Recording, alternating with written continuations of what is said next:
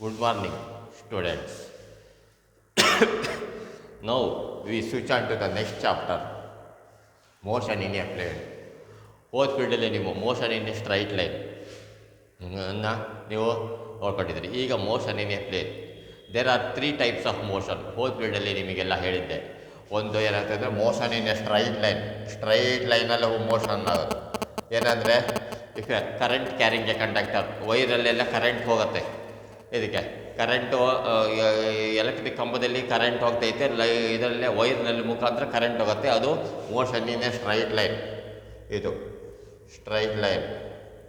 Motion in a plane ಅಂದರೆ ಉದ್ದ ಅಗಲ ಎರಡೂ ಇರಬೇಕು, ಲೆಂತು ಬ್ರೆಡ್ತು. ಪ್ಲೇನ್, ಆ ಪ್ಲೇನಲ್ಲೇ ಆಗುತ್ತೆ. ಉದಾಹರಣೆಗೆ ಇಲ್ಲಿ ನೋಡ್ರಿ, ಇಲ್ಲೆಲ್ಲ ಚಾಕ್ ಪೀಸಲ್ಲಿ ಬರಿತಾ ಇದ್ದಿಲ್ಲ, ಚಾಕ್ ಪೀಸ್ ಎಲ್ಲಿಂಗ್ ಹೋಗುತ್ತೆ, ಅದು ಮೋಷನ್ ಇನ್ ಎ ಪ್ಲೇನ್. ಒಂದು ಇರುವೆ, ಅದು ಏನಾದರೂ ಒಂದು ಕೆಳಗಡೆ ಒಂದು ಪ್ಲೇನ್ ಆಗಿರೋ ಒಂದು ಒಂದು ನೆಲದ ಮೇಲೆ ಓಡಾಡಿದರೆ ಅದು ಮೋಷನ್ ಇನ್ ಎ ಪ್ಲೇನ್. ಗೊತ್ತಾಯ್ತಾ? ಅದಕ್ಕೆ ಉದ್ದ ಮತ್ತು ಅಗಲ ಎರಡು ಇರುತ್ತೆ. ಇಲ್ಲೇನಾಗುತ್ತೆ ಅಂದರೆ ಬರೀ ಲೆಂತ್ ಮಾತ್ರ ಇರುತ್ತೆ. ಮೋಷನ್ ಸ್ಟ್ರೈಟ್ ಲೈನಲ್ಲಿ, ಮೋಷನ್ ಇನ್ ಪ್ಲೇನಲ್ಲಿ ಲೆಂತು ಬ್ರೆಡ್ತು ಎರಡೂ ಇರುತ್ತೆ. ಅದಕ್ಕೆ ಇದು ಲೆಂತ್, ಇದು ಬ್ರೆಡ್ತ್, ಇದು ಒಟ್ಟಿಗೆ ಏರಿಯಾ ಕವರ್ ಆಗಬೇಕು. ಅದಕ್ಕೆ ಇನ್ನೊಂದಿದೆ motion in a space. Motion a space ಅಂದರೆ full length breadth height 3 dimensional. ಈಗ ಒಂದು ಚಿಟ್ಟೆ ಏನಾದರೆ ಹಿಂಗೆ ಹಾಡ್ತಾ ಒಂದು ರೂಮ್ ಒಳಗೆ ಹಾಡ್ತಾ ಹೋಯಿತು, ಅದು ಮೋಷನ್ ಇನ್ ಎ ಪ್ಲೇನ್. ಯಾಕಂದರೆ ಅದು ಉದ್ದ ಅಗಲ ಎತ್ತರ ಮೂರನ್ನು ಕವರ್ ಮಾಡುತ್ತೆ. ಈ motion in a straight line ಅಂದರೆ ಏನೋ ಬರೀ ಉದ್ದ ಮಾತ್ರ ಕವರ್ ಮಾಡುತ್ತೆ. ಮೋಷನ್ ಇನ್ ಎ ಪ್ಲೇನ್ ಅಂದರೆ ಏನೋ ಉದ್ದ ಮತ್ತು ಅಗಲ ಎರಡೂ ಕವರ್ ಮಾಡುತ್ತೆ. ಮೋಷನ್ ಇನ್ ಎ ಪ್ಲೇನ್ ಅದು 1 ಡೈಮೆನ್ಷನಲ್, ಇದು 2 ಡೈಮೆನ್ಷನಲ್, ಇದನ್ನು 3 ಡೈಮೆನ್ಷನಲ್. ಗೊತ್ತಾಯ್ತಾ? ಅದು ಈಗ ನಾವು ಸ್ಟಡಿ ಮಾಡ್ತಾ ಇರೋದು ಮೋಷನ್ ಇನ್ ಎ ಪ್ಲೇನ್, ಅದು 2 ಡೈಮೆನ್ಷನಲ್.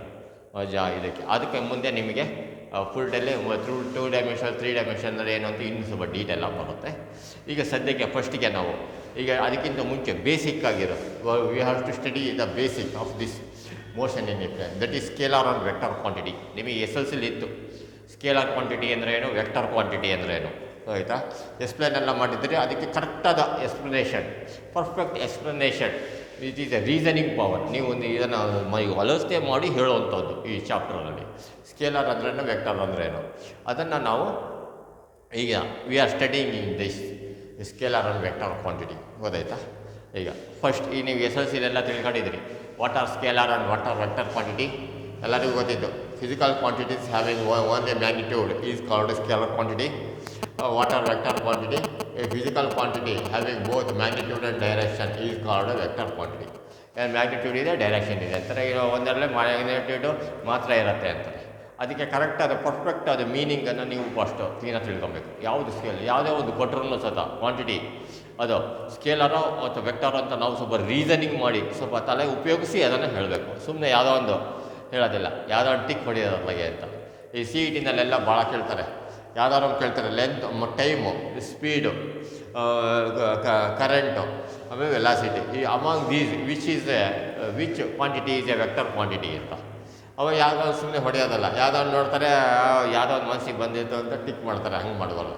ಕರೆಕ್ಟಾಗಿ ಯಾವುದಂತೂ ನೋಡ್ಕೊಬೇಕು. ಅದನ್ನು ನಾವು ಇಲ್ಲಿ ಈ ಸರಿ ಇದರಲ್ಲಿ ಅದನ್ನು ಕ್ಲೀನಾಗಿ ಎಕ್ಸ್ಪ್ಲೇನ್ ಮಾಡ್ತಾಯಿದ್ವಿ.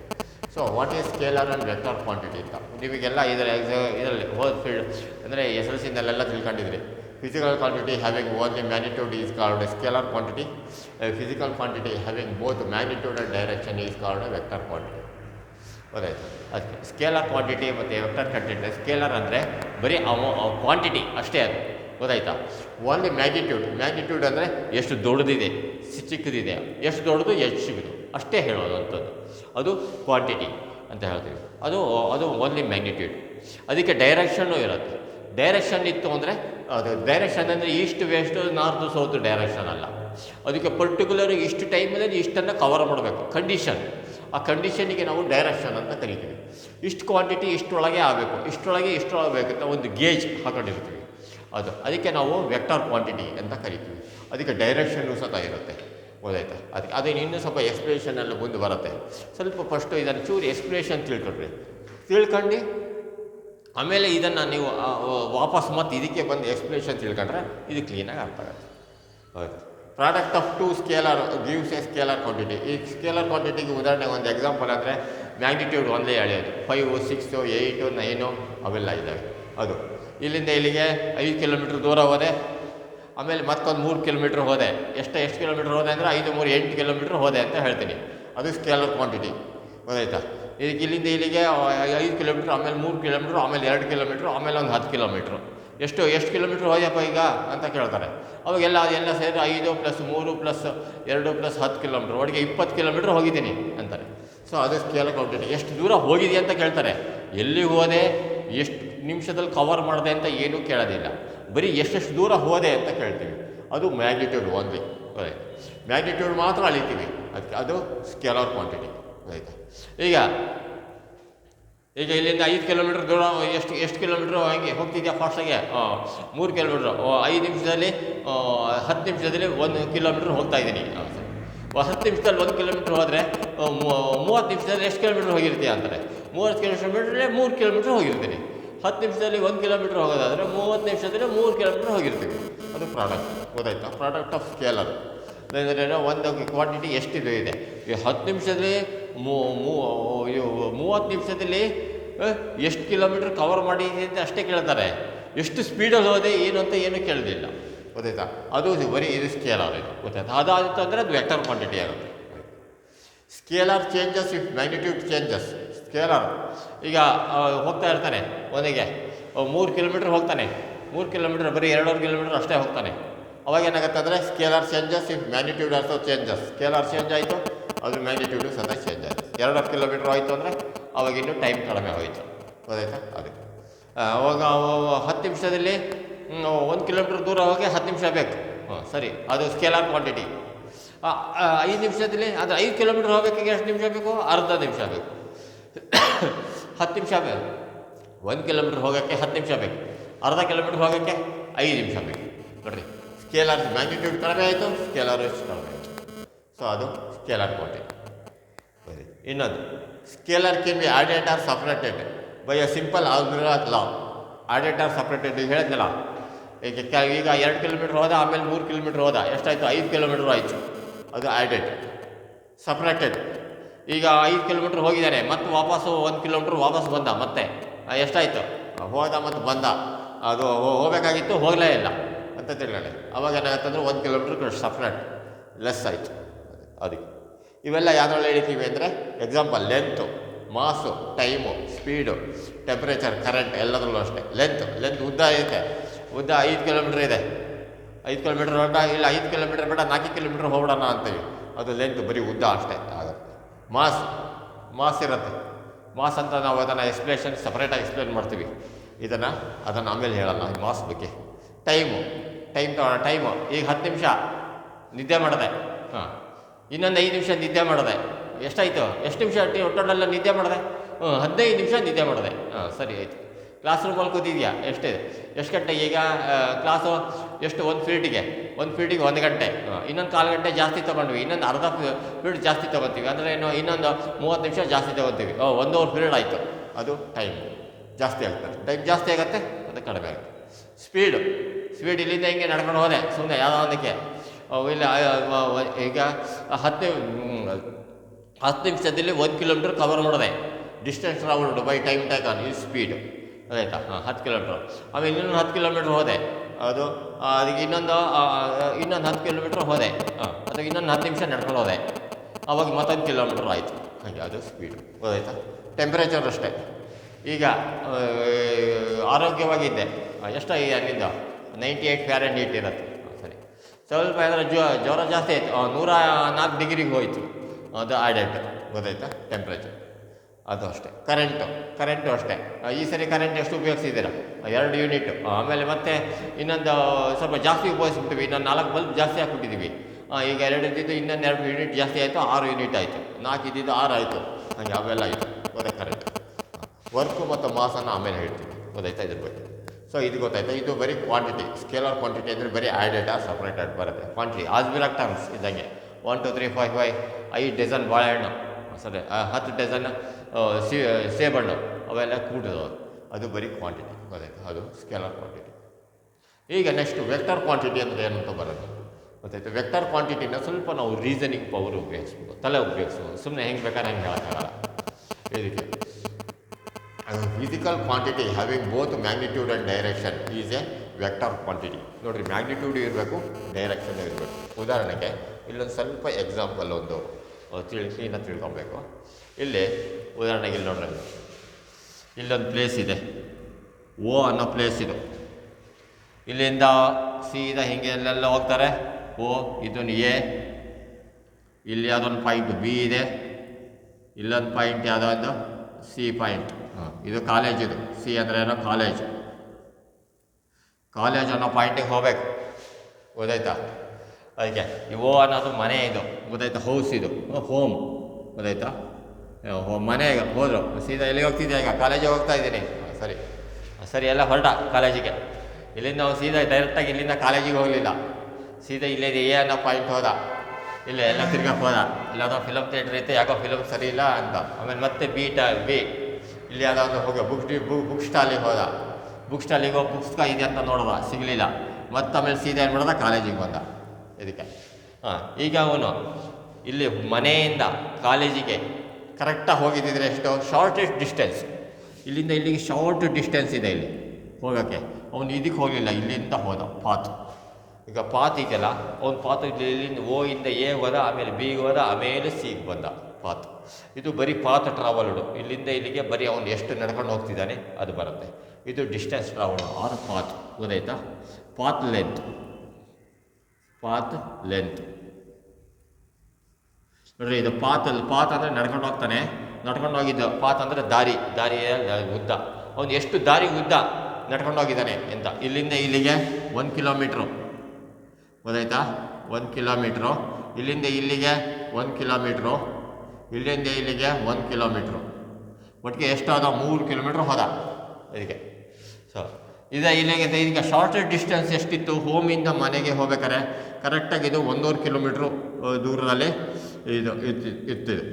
ಆ್ಯಕ್ಚುಲಾಗಿ ಮನೆಯಿಂದ ಒಂದು ಡೈರೆಕ್ಟಾಗಿ ಇಲ್ಲಿ ಕಾಲೇಜಿಗೆ ಹೋಗಿದ್ದಿದ್ರೆ 1.5 ಕಿಲೋಮೀಟ್ರ್ ಮುಗೋಗ್ತಿತ್ತು.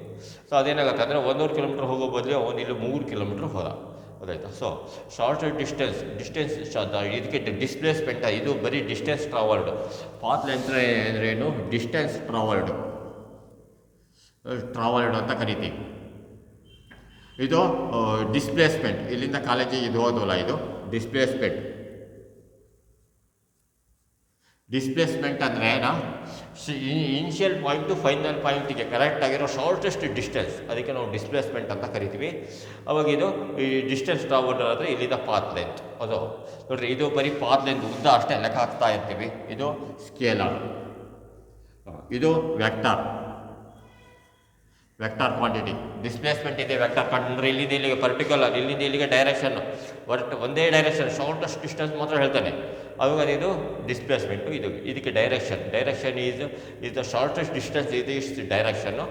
ಇದು path length is only the magnitude ಇರುತ್ತೆ, ಜೊತೆಗೆ ಶಾರ್ಟೆಸ್ಟ್ ಡಿಸ್ಟೆನ್ಸು ಪ್ಲಸ್ ಡೈರೆಕ್ಷನ್ ಎರಡು ಇರುತ್ತೆ. ಇದು ವೆಕ್ಟಾರ್ ಕ್ವಾಂಟಿಟಿ, ಗೊತ್ತಾಯ್ತಾ? ವೆಕ್ಟಾರ್ ಕ್ವಾಂಟಿಟಿ ಅಂದರೆ ಡಿಸ್ಪ್ಲೇಸ್ಮೆಂಟ್ ಇದೆ, ವೆಕ್ಟಾರ್ ಕ್ವಾಂಟಿಟಿ, ಗೊತ್ತಾಯ್ತು? ನೆಕ್ಸ್ಟ್ ನೋಡಿರಿ, ಮಾಸ್ ಅಂದರೆ ಏನೋ? ಈ ಚಾಕ್ ಪೀಸಲ್ಲಿ ಎಷ್ಟು ಪಾರ್ಟಿಕಲ್ಸ್ ಇದ್ದಾವೆ ಅಂತ ನೋಡ್ತಾ ಇರ್ತೀವಿ, ಅದಕ್ಕೆ ಮಾಸ್ ಅಂತೀವಿ.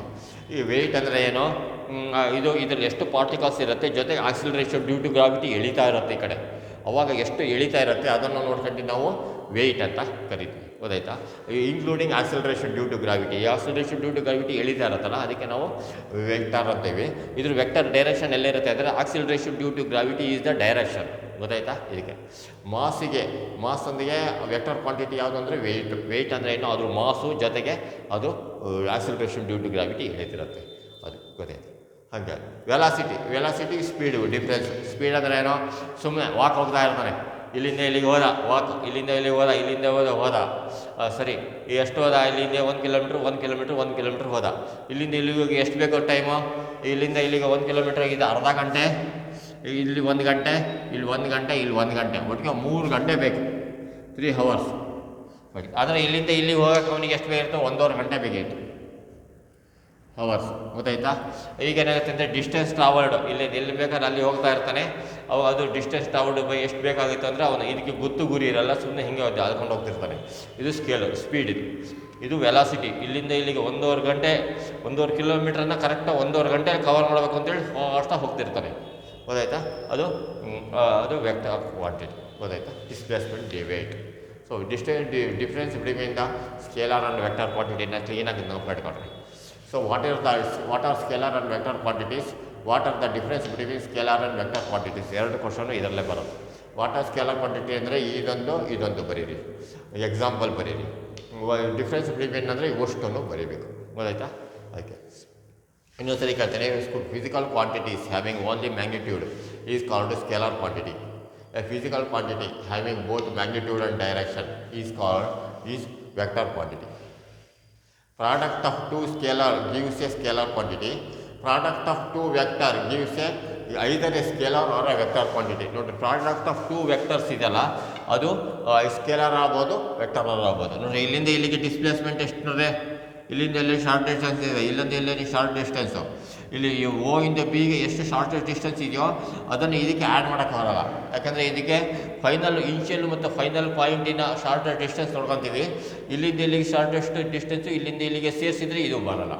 ಆದರೆ ಈ ಡಿಸ್ಟೆನ್ಸ್ ಆದರೆ ಬರೀ ಪಾತ್ ಲೆಂತ್ ಆದರೆ ಇಲ್ಲಿಂದ ಇಲ್ಲಿಗೆ ಸೇರಿಸಿದರೆ ಟೋಟಲ್ ಪಾತ್ ಲೆಂತ್ ಸಿಗುತ್ತೆ. ಇದರಲ್ಲಿ ಹಾಗಲ್ಲ. ಇದರಲ್ಲಿ ಡಿಸ್ಪ್ಲೇಸ್ಮೆಂಟಲ್ಲಿ ಇಲ್ಲಿಂದ ಇಲ್ಲಿಗೆ ಎಷ್ಟು ಡಿಸ್ಪ್ಲೇಸ್ಮೆಂಟು, ಇದು ಇಲ್ಲಿಂದ ಇಲ್ಲಿಗೆ ಶಾರ್ಟೆಸ್ಟ್ ಡಿಸ್ಟೆನ್ಸು, ಇದು ಇಲ್ಲಿಂದ ಹಿಂಗೆ ಬಂದರೆ ಇಲ್ಲಿಂದ ಇಲ್ಲಿಗೆ ಡಿಸ್ಟೆನ್ಸು, ಇವೆರಡನ್ನ ಆ್ಯಡ್ ಮಾಡಿದರೆ ಇದು ಸಿಗೋಲ್ಲ ನಿಮಗೆ, ಗೊತ್ತಾಯ್ತಾ?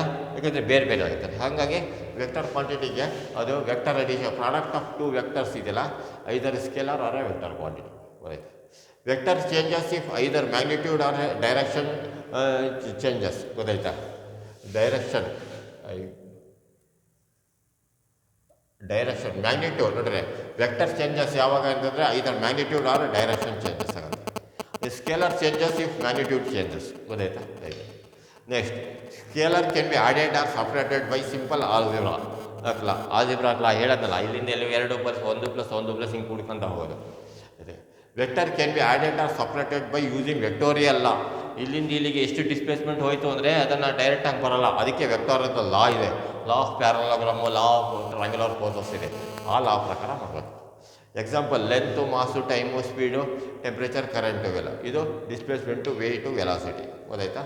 ಅದು ವೆಕ್ಟರ್ ಕ್ವಾಂಟಿಟಿ, ಗೊತ್ತಾಯ್ತಾ? ಹಾಗೆ ಇನ್ನೊಂದು ಏರಿಯಾ ಬರುತ್ತೆ, ಉದ್ದ ಇಂಟು ಆಗಲ್ಲ, ಅದು ವೆಕ್ಟರ್ ಸ್ಕೇಲರ್ ಎರಡೂ ಆಗ್ಬಿಡ್ತವೆ ಕೆಲವೊಂದೆಲ್ಲ, ಅದೆಲ್ಲ ಆಮೇಲೆ ಬರುತ್ತೆ ಮುಂದೆ, ಗೊತ್ತಾಯ್ತಾ? ಇದಿಷ್ಟು. Next important points JEE NEET ಎಕ್ಸಾಮಿಗೆ. Vector is represented by a straight line with an arrow head and the length of the line represents the magnitude of the vector. ನೋಡ್ರಿ, ಯಾವಾಗಲೂ ಸತ ಇದನ್ನು ನಾವು ಲೆಂತನ್ನು ವೆಕ್ಟರನ್ನು ಯಾವಾಗಲೂ ಸತ OB ಅಂತ ತೊಗೊತೀವಿ. ನೋಡ್ರಿ, ಇಲ್ಲೊಂದು ವೆಕ್ಟರ್ ಇದೆ, ಈ ವೆಕ್ಟರನ್ನು ನಾವು ಯಾವುದೋ ಒಂದು ಲೈನ್ ಇದೆ, ಲೈನ್ ಹಿಂಗೆ ಕೊಟ್ಬಿಟ್ರೆ ಸಣ್ಣ ಇದು ಸ್ಟ್ರೈಟ್ ಲೈನ್ ಅಂದರೆ ನಮ್ಮ ಮ್ಯಾಥಮೆಟಿಕ್ಸಲ್ಲಿ ಜಾಮಿಟ್ರಿನಲ್ಲಿ ಆದರೆ ಸ್ಟ್ರೈಟ್ ಲೈನ್ ಇದ್ದರೆ ಇನ್ನೂ ಉದ್ದ ಹೋಗ್ತಾನೆ ಇದೆ ಅಂತ ಅರ್ಥ. ಇದರಲ್ಲಿ ಹಂಗಲ್ಲ, ವೆಕ್ಟರ್ನಲ್ಲಿ ಎ ಇದೆ, ಇದು ಬಿ ಇದೆ, ಇದು ಎ ಇಂದ ಬಿ ವರೆಗೆ, ಬಿ ಅಂದರೆ ನಾವು ಏನಂತ ತಿಳ್ಕೊಬೇಕು, ಹಿಂಗೆ ಬರೆದ್ರೆ ವೆಕ್ಟರ್ ಅಂತ. ಸೊ ಎ ಬಿ ವೆಕ್ಟರ್ ಅಂತ ಬರೀಬೇಕು. ಅಥವಾ ಈ ಎ ಬಿಗೆ ಸೇರಿ ಒಂದು ಪಿ ಅಂತ ಒಂದು ವೆಕ್ಟರ್ ಹೆಸರು ಕೊಟ್ಟಿರ್ತಾರೆ, ಹೀಗೆ ಪಿ. ಸೊ ಅಥವಾ ಎ ಬಿ ವೆಕ್ಟರನ್ನು ನಾವು ಪಿ ವೆಕ್ಟರ್ ಅಂತಲೂ ಕರಿತೀವಿ. ಇದಕ್ಕೇ ಇನಿಷಿಯಲ್ ಪಾಯಿಂಟು ಫೈನಲ್ ಪಾಯಿಂಟಿಗೆ ಹೆಸರು ನೇಮ್ ಮಾಡಿ ಎ ಬಿ ವೆಕ್ಟರ್ ಅಂತ ಈ ಮೇಲ್ಗಡೆ ಹಿಂಗೆ ಬಾಣದ ಮಾರ್ಕ್ ಬರೆದ್ರೆ ಇದು ವೆಕ್ಟರ್ ಅಂತ ಅರ್ಥ. ಯಾವುದೇ ತೊಗೊಳ್ಳಿ, ಏನು ಬರಲಿಲ್ಲ ಅಂದರೆ ಬರೀ ಮ್ಯಾಗ್ನಿಟ್ಯೂಡ್ ಇದೆ ಅಂತ ಅಷ್ಟೇ, ಗೊತ್ತಾಯ್ತಾ? ಅದಕ್ಕೆ ಇಲ್ಲಿಂದ ಎಲ್ಲಿಗೆ ಲೆಂತು 5 ಸೆಂಟಿಮೀಟರ್ ಅಂತ ತಗೊಳ್ಳೋಣ. ಇದಕ್ಕೆ ಈಗ 5 ಸೆಂಟಿಮೀಟರ್ ವೆಕ್ಟರ್ ಅಂದರೆ ಇದು 5 ಹಿಂಗೆ ಬರೀಬೇಕು. 5 ಹಿಂಗೆ ಬರೆದ್ರೆ ಏನಾಗುತ್ತೆ ಅಂದರೆ 5 ಸೆಂಟಿಮೀಟ್ರು ವೆಕ್ಟರ್ ಕ್ವಾಂಟಿಟಿ ಅಂತ ಅರ್ಥ, ಡೈರೆಕ್ಷನ್ ಇದೆ ಅಂತ ಅರ್ಥ. ಬರೀ ಹೀಗೆ ಇದರದ್ದು ಮ್ಯಾಗ್ನಿಟ್ಯೂಡ್ ಹಿಂಗೆ ಬರದೆ ಬರೀ 5 ಬರೆದ್ರೆ ಬರೀ ಮ್ಯಾಗ್ನಿಟ್ಯೂಡ್ 5 ಸೆಂಟಿಮೀಟರ್ ಅಂತ ಅಷ್ಟೇ ಲೆಕ್ಕ, ಗೊತ್ತಾಯ್ತಾ? ನಾವು ಇದನ್ನು ವೆಕ್ಟರ್ ಕ್ವಾಂಟಿಟಿ ಮ್ಯಾಗ್ನಿಟ್ಯೂಡನ್ನು ಯಾವಾಗಲೂ ಈ ರೀತಿ ಬರೀತೀವಿ. ಅಥವಾ ಇದಕ್ಕೆ ಇದು ಎ ಬಿ ವೆಕ್ಟರನ್ನು ಸತ ಈ ಇನಿಷಿಯಲ್ ಪಾಯಿಂಟು ಫೈನಲ್ ಪಾಯಿಂಟ್ ಎರಡನ್ನು ನೇಮ್ ಮಾಡಿ ಹಿಂಗೆ ಬರಿತೀವಿ, ಆರೋ ಮಾರ್ಕು, ಅದು ವೆಕ್ಟರ್ ಕ್ವಾಂಟಿಟಿ. ಅಥವಾ ಇವೆರಡನ್ನು ಬಿಟ್ಟು ಬರೀ ಪಿ ಅಂತ ಬರೆದು ಇದಕ್ಕೆ ಈ ವೆಕ್ಟರಿಗೆ ಒಂದು ಹೆಸರು ಕೊಟ್ಟು ಪಿ ಕೊಟ್ಟು ಇದನ್ನು ಈ ರೀತಿ ಆರೋ ಮಾರ್ಕ್ ಹಾಕಿದರೆ ಪಿ ವೆಕ್ಟರ್ ಅಂತ ಅರ್ಥ, ಗೊತ್ತಾಯ್ತಾ? ಅದಕ್ಕೆ so vector is represented by a straight line. ನೋಡಿರಿ, straight line with an arrow head. The length of the line represents the magnitude of the vector, ಗೊತ್ತಾಯ್ತಾ? ಅದು arrow indicates its direction. Arrow mark ಇದೆಯಲ್ಲ ಅದು Indian direction ಇದೆ ಅಂತ ಅರ್ಥ. ನೋಡಿರಿ, length ಉದಾಹರಣೆಗೆ ಓ ಬಿ ಅನ್ನೋದು ಒಂದು ವೆಕ್ಟರು, ಇದಕ್ಕೆ ಹೆಸರು ಎ ಅಂತ ಕೊಟ್ಟಿದ್ದೀವಿ. ಇಲ್ಲಿ length O B is equal to magnitude of the vector A, right? So it is denoted by magnitude ಯಾವಾಗಲೂ ಸ್ವಲ್ಪ ಮಾಡ್ ಅಂತ ಹೇಳ್ತೀವಿ. ಮಾಡ್ ಅಂದರೆ ಯಾವಾಗಲೂ ಮ್ಯಾಗ್ನಿಟ್ಯೂಡ್ ಅಂತ ಅರ್ಥ. Mod a vector is equal to ಅದ್ರದ್ದು ಮ್ಯಾಗ್ನಿಟ್ಯೂಡ್ ಮಾತ್ರ ಅರ್ಥ, ಈ ವೆಕ್ಟರ್ ಅನ್ನೋದು ಸೈನ್ ಹೋಗ್ಬಿಡುತ್ತೆ, ಬರೀ ಉದ್ದ ಮಾತ್ರ ಲೆಕ್ಕ ಹಾಕೊಂಡಿದ್ದೀವಿ ಅಂತ ಅರ್ಥ. So vector can be represented as O B or A, O B ಅಥವಾ ಎ ಅಂತ ಹೇಳ್ತೀವಿ. O B represents magnitude and O B vector represents the vector A is vector. O B ಅಂತ ಬರೆದು ಇಲ್ಲಿ ಆರಾಮಾಗಿ ಹಾಕಿದರೆ ವೆಕ್ಟರ್ ಅಂತ ಕರಿತೀವಿ, ಬರೀ ಒ ಬಿ ಅಂತ ಬರೆದ್ರೆ ಅದು ಮ್ಯಾಗ್ನಿಟ್ಯೂಡ್ ಅಂತ ಅರ್ಥ. ಇದನ್ನು ಕ್ಲೀನಾಗಿ ಜ್ಞಾಪಕ ಇಟ್ಕೊಂಡು ಗೊತ್ತಾಯ್ತಾ? ಅರ್ಥ ಆಗದಿದ್ರೆ ಮತ್ತೊಂದು ಸರಿ ಕೇಳಿ ಆಯಿತಾ? ಇದಕ್ಕೆ ಒ ಬಿನ ಲೆಂತನ್ನು ಒ ಬಿ ವೆಕ್ಟರನ್ನು ನಾವು ವೆಕ್ಟರ್ ಅಂತ ಕರಿತೀವಿ, ಅಥವಾ ಇದನ್ನು ಬರೀ ನಾವು ಎ ವೆಕ್ಟರ್ ಅಂತ ನಾವು ಕರಿತೀವಿ. ಗೊತ್ತಾಯ್ತಾ? ಇಟ್ ಈಸ್ ಡಿನೋಟೆಡ್ ಬೈ ಮಾಡುವೆ, ಬರೀ ಒಂದು ವೆಕ್ಟರ್ ಕೊಟ್ಟು ಅದ್ರ ಮ್ಯಾಗ್ನಿಟ್ಯೂಡ್ ಹೇಳ್ರಿ ಅಂದರೆ ಅದನ್ನು ತೆಗೆದುಹಾಕಿ ಬರೀ ಅದನ್ನು ಆರೋ ಮಾರ್ಕ್ಸ್ ತೆಗೆದು ಬರೀ ಅದ್ರ ಇನಿಷಿಯಲ್ ಮಾತ್ರ ಬರೀತೀವಿ. It is denoted by vector V. Vector can be represented as vector ಒ ಬಿನ ನಾವು ಅಥವಾ ಎ ಅಂತ ನಾವು ಬರೀತೀವಿ. So O B represents magnitude R O B vector represents A vector A vector is equal to A vector ಅಂತ. ಆಯಿತಾ?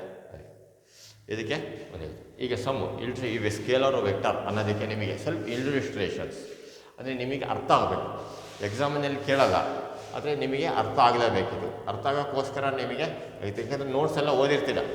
Notes ಎಲ್ಲ ಓದಿದ ತಕ್ಷಣ ಏನಾಗುತ್ತೆ, ನೋಟ್ಸ್ ಎಲ್ಲ ಕ್ವಶನ್ ಆನ್ಸರ್ ಎಲ್ಲ ಅರ್ಥ ಆಗಿರುತ್ತೆ, ಆದರೆ ಸ್ವಲ್ಪ ಟಾಪಿಕ್ ಅರ್ಥ ಆಗಿರಲ್ಲ. ಕ್ವಶನ್ ಆನ್ಸರ್ ಚೆನ್ನಾಗಿ ಕಲ್ತ್ಬಿಟ್ಟಿರ್ತೀರ. ಸಿ ಟಿ ಎಲ್ಲ ಏನಾಗುತ್ತಂದ್ರೆ ಅಯ್ಯೋ ಕ್ವಶನ್ ಆನ್ಸರ್ ಆ ಕ್ವಶನ್ನೇ ಇಲ್ಲಲ್ಲ ಅಂತ. ಅದಕ್ಕೋಸ್ಕರ ನಿಮಗೆ ಅರ್ಥ ಮಾಡೋಕ್ಕೋಸ್ಕರ ಈ ಎಕ್ಸಾಂಪಲ್ಗಳು. ಇದು ಮೆಮೊರೈಸಿಂಗ್ ಗೊತ್ತಾಯ್ತಾ? For C E T NEET ಎಕ್ಸಾಮಿಗೆ ಇದು ಬೇಕಾಗತ್ತೆ. ಗೊತ್ತಾಯ್ತು? ಈ ಎಕ್ಸಾಂಪಲ್ ಏನು ಕೇಳಲ್ಲ, ಬಟ್ ನಿಮಗೆ ಅದು ಅರ್ಥ ಮಾಡ್ಕೊಂಡ್ರೆ ಯಾವ ಕ್ವಶನ್ ಕೊಟ್ಟರು ಬರೀತೀರ. ನೋಡ್ರಿ, length or path length and displacement ಇವೆರಡಕ್ಕೂ ಏನು ಡಿಫ್ರೆನ್ಸ್ ಅಂತ ಅರ್ಥ. ಪಾತ್ ಲೆಂತ್ ಅಂದರೆ ಓ ಇಂದ ಇದಕ್ಕೆ ಎ ಇಂದ ಓಗೆ ಹೋಗುತ್ತೆ, ಆಮೇಲೆ ಬಿಗೆ ಬರುತ್ತೆ. ಪಾತ್ ಲೆಂತನ್ನು ನಾವು ಇದಂತ ಕರಿತೀವಿ. ಗೊತ್ತಾಯ್ತಾ? ಇದಕ್ಕೆ ಒ ಬಿ ಎ ಇಂದ ಓಗೆ ಹೋಗಿ ಆಮೇಲೆ ಬಿಗೆ ಹಿಂಗೆ ಸುತ್ತರ್ಕೊಂಡು ಹೋದರೆ ಅದಕ್ಕೆ path length. Path length is only distance travelled. ಅಂದರೆ ಈ ಪಾತ್ ಲೆಂತ್ ಎ ಇಂದ ಓಗೆ ನಡ್ಕೊಂಡು ಹೋಗ್ತಾನೆ, ಇಲ್ಲಿಂದ ಮತ್ತೆ ನಡ್ಕೊಂಡು ಹಿಂಗೆ ಬಂದು ಇಲ್ಲಿಗೆ ಬರ್ತಾನೆ. So only path length. The path length AOB is equal to path length is only distance travelled. It has only magnitude, ಬರೀ ಮ್ಯಾಗ್ನಿಟ್ಯೂಡ್ ಮಾತ್ರ ಇರುತ್ತೆ. And it is a scalar quantity. Displacement ಅಂದರೆ displacement is equal to shortest distance. ಇಲ್ಲಿಂದ ಎಲ್ಲಿಗೆ shortest distance only between A and B. ಗೊತ್ತಾಯ್ತಾ? ಇದು shortest distance ಅಂದರೆ displacement. ಇದ್ರ ಡೈರೆಕ್ಷನ್ ಎಲ್ಲಿದೆ ಅಂದರೆ ಇಲ್ಲಿಂದ ಎ ಇಂದ ಬಿಗೆ ಇರೋ ಶಾರ್ಟೆಸ್ಟ್ ಡಿಸ್ಟೆನ್ಸೇ ಇದರದ್ದು ಡೈರೆಕ್ಷನ್. ಗೊತ್ತಾಯ್ತಾ? It has both magnitude and direction. It is a vector quantity. ಇಷ್ಟು ಡೈರೆಕ್ಷನ್ ಇದೆ and it is A magnitude and direction ಎರಡೂ ಇರುತ್ತೆ.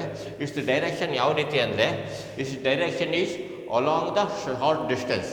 ಗೊತ್ತಾಯ್ತಾ? ಸೊ ಆ್ಯಂಡ್ ಇಟ್ಸ್ ಡೈರೆಕ್ಷನ್ ನೋಡಿರಿ, ಇದು ಇಟ್ಸ್ ಡೈರೆಕ್ಷನ್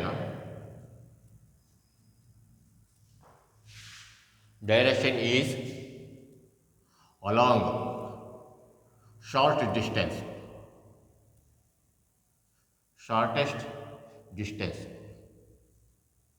ಇದ್ರ ಡೈರೆಕ್ಷನ್ ಎಲ್ಲಿರುತ್ತಪ್ಪ ಹಂಗಂದ್ರೆ ಹೆಂಗೆ ಡಿಸ್ಪ್ಲೇಸ್ಮೆಂಟ್ ಅಂದ್ಬಿಟ್ರೆ ಇದ್ರ ಡೈರೆಕ್ಷನ್ ಎಲ್ಲಿರುತ್ತೆ ಅಂದರೆ ಈ ಶಾರ್ಟೆಸ್ಟ್ ಡಿಸ್ಟೆನ್ಸೇ ಅದ್ರ direction.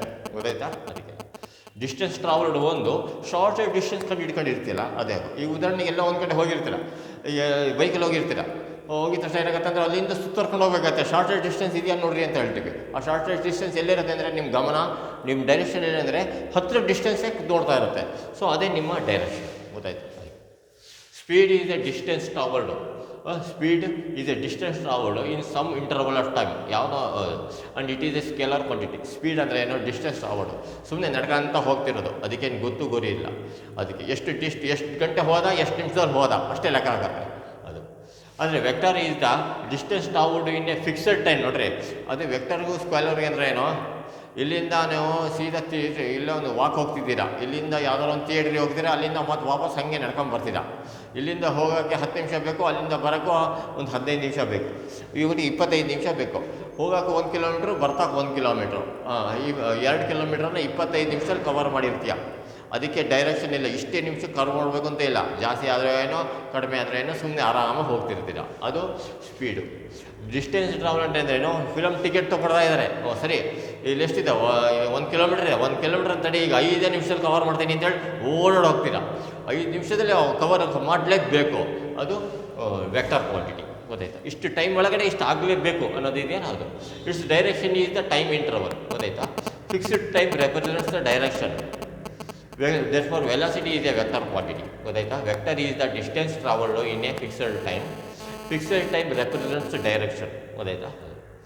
So vector therefore velocity is a vector quantity. ಗೊತ್ತಾಯ್ತಾ? ನೆಕ್ಸ್ಟ್ ಮಾಸು ಮತ್ತು weight. Mass is only a number of particles present in a substance. ಒಂದು ಸಬ್ಸ್ಟೆನ್ಸಲ್ಲಿ ಎಷ್ಟು ಪಾರ್ಟಿಕಲ್ಸ್ ಇದ್ದಾವೆ ಅದು ಹೇಳುತ್ತೆ. ಇಟ್ ಹ್ಯಾಸ್ ಓನ್ಲಿ ಮ್ಯಾಗ್ನಿಟ್ಯೂಡ್, ಎಷ್ಟು ನಂಬರ್ ಆಫ್ ಪಾರ್ಟಿಕಲ್ಸ್ ಇದೆ ಅಂತ ಅಷ್ಟೇ ಹೇಳುತ್ತೆ. ಅದೇ weight is the mass plus acceleration due to gravity.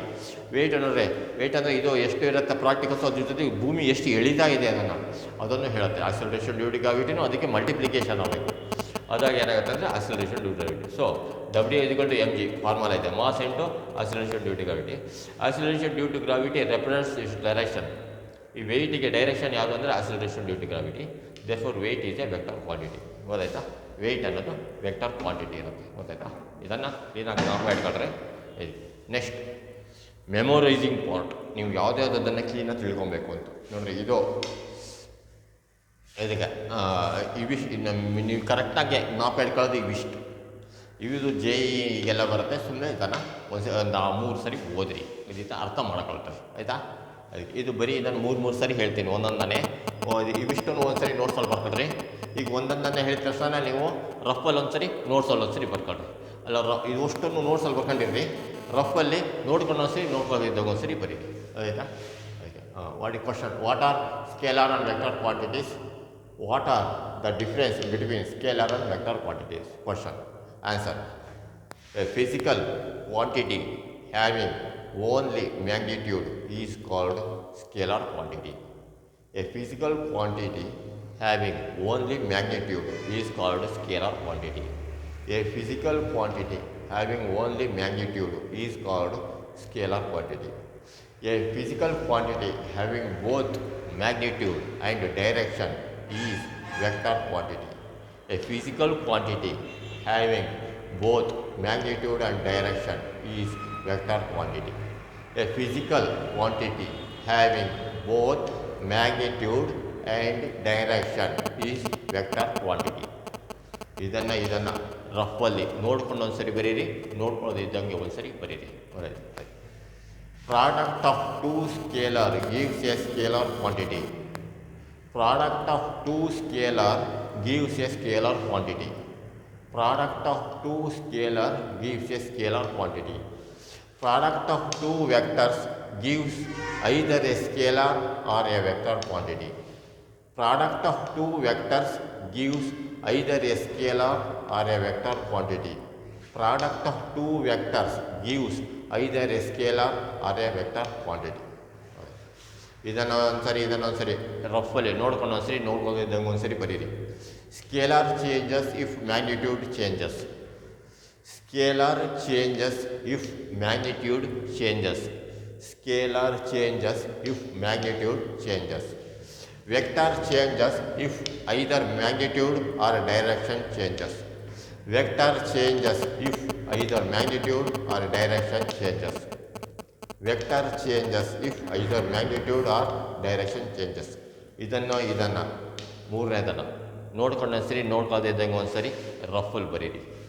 Scalar can be added or subtracted by a simple algebraic law. Scalar can be added or subtracted by simple algebraic law. Scalar can be added or subtracted by simple algebraic law. Vector can be added or subtracted using vectorial law. Vectors can be added or subtracted using vectorial law. Vectors can be added or subtracted using vectorial law. Example: length, mass, time, speed, temperature, current, work. Length, mass, time, speed, temperature, current, work. Length, mass, time, speed, temperature, current, work. Example scalar quantity. Next example for vector quantity displacement, weight, velocity. Displacement, weight, velocity. Displacement, weight, velocity. Next ಇವಿಷ್ಟನ್ನು ನೀವು ನೋಡ್ಕೊಳ್ಳೋದೇ ಒಂದ್ಸರಿ ಬರೀರಿ. ಎಕ್ಸಾಮ್ನಲ್ಲಿ ನಾನು ಕೇಳ್ತಾರೆ. ಬಾಕಿದೆಲ್ಲ C E T ನೀಟಿಗೆ ಇದನ್ನು ನೀವು 3 ಸರಿ ಓದಿದ್ರೆ ಸಾಕು. ಗೊತ್ತಾಯ್ತಾ? ಫಾರ್ ಯುವರ್ ಮೆಮೊರೈಸ್ ಆಗಲಿ ಅಂತ ನಾನು ಈಗ ಒಂದು ಸರಿ ಓದಿರ್ತೀನಿ. ಕ್ಲೀನಾಗಿ ಅದನ್ನು ಒಂದ್ಸರಿ ಓದ್ಕೊಂಡು ಒಂದ್ಸರಿ ನೋಡೋದು ಒಂದ್ಸರಿ ಬರೀರಿ ರಫಲ್ಲಿ. ಯಾಕಂದರೆ ಇದು ಸ್ವಲ್ಪ ಅರ್ಥ ಆಗುವಂಥದ್ದು. ಇದು ಎಕ್ಸಾಮಿಗೆ ಕೇಳಲ್ಲ. ಗೊತ್ತಾಯ್ತಾ? ಅಂದರೆ ಸಿ ಇ ಟಿ ನೀಟಲ್ಲಿ ಕೇಳ್ತಾರೆ. Vector is represented by a straight line with N arrow head. The length of the line represents the magnitude of the vector. Arrowhead indicates its direction. Length OB is equal to magnitude of the vector A. It is denoted by vector A is equal to A. Vector can be represented as OB or A. OB represents magnitude. OB represents vector is equal to A. Next some illustrations. Illustration ಅಷ್ಟೇ ನಿಮಗೆ ಅರ್ಥ ಮಾಡ್ಕೊಳ್ಳಿ. Path length or and displacement, ಇವೆರಡು difference. AOB is equal to path length is only distance traveled.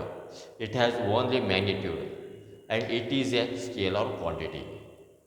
AB is equal to displacement is equal to shortest distance between A and B and its direction is along the shortest distance.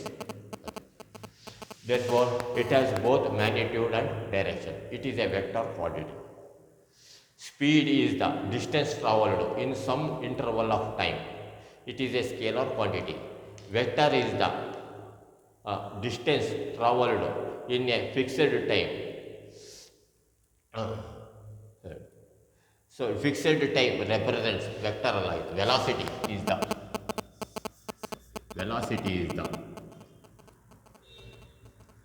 Velocity is the distance travelled in a fixed time. Fixed time represents direction. Therefore, velocity is a vector quantity. Mass is only the number of particles present in a substance. It has only magnitude. Weight is the mass plus acceleration due to gravity. W is equal to mg. Acceleration due to gravity represents direction. Therefore, weight is a vector quantity. ಇಷ್ಟನ್ನು ನೀವು ನೋಡ್ರಿ. ಇದನ್ನು ಅಷ್ಟೊಂದು ಒಂದ್ಸರಿ ನೋಟ್ಸಲ್ಲಿ ಬರ್ಕೊಂಡಿರಿ. ಇನ್ನು ಹೇಳಿದ್ದಲ್ಲ, ನೋಡ್ಕೊಂಡು ಒಂದ್ಸರಿ ನೋಡೋದಿದ್ದಾಗ ಒಂದ್ಸರಿ ಬರೀರಿ. ಇದನ್ನು ಅಷ್ಟೇ ಬರೀರಿ, ನೋಡ್ಕೊಂಡು ಒಂದ್ಸರಿ ನೋಡ್ಕೊಳ್ಳೋದಿದ್ದಾಗ ಒಂದ್ಸರಿ ಬರೀರಿ. ಆವಾಗ ರಫಲ್ಲಿ ಬರೀರಿ. ಆವಾಗ ಇದಕ್ಕೆ ಸಪ್ರೇಟಾಗಿ ನೋಟ್ಸ್ ಇಟ್ಟರೆ ನಿಮಗೆ ಭಾಳ ಅನುಕೂಲ ಆಗುತ್ತೆ. ಸಿ ಇ ಟಿ ನೀಟಲ್ಲೆಲ್ಲ ಭಾಳ ಒಳ್ಳೆ ಮಾರ್ಕ್ಸ್ ತೆಗಿತೀರ. ಗೊತ್ತಾಯ್ತಾ? ಹಂಗೆ ಓಕೆ. ಇದನ್ನು ಚೆನ್ನಾಗಿ ಇದನ್ನು ಇದೇನಿದೆ ಇದೇ ನೋಟ್ಸ್ ಇದು ಕ್ಲೀನಾಗಿ ಅದನ್ನು ಬರುತ್ತೆ. ಓಕೆ. Best of luck.